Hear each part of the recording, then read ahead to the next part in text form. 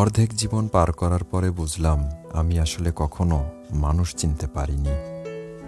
যাদের জন্য নিজের জীবন উজাড় করে দিলাম তারা নিখুঁতভাবে বুঝিয়ে দিয়ে গেল আমি তাদের কেউ নই।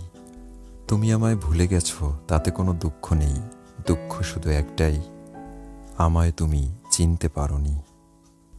যেখানে নিয়তিই প্রতিপক্ষ সেখানে অভিযোগ না, ক্ষমা, ছেড়ে দেওয়া আর নীরব সম্মানই সবচেয়ে বড় প্রতিবাদ। সুখে থাকার জন্য অনেক বড় বাড়ি, গাড়ি আর টাকা পয়সা লাগে না। লাগে শুধু একে অপরের প্রতি সম্মান আর বিশ্বাস।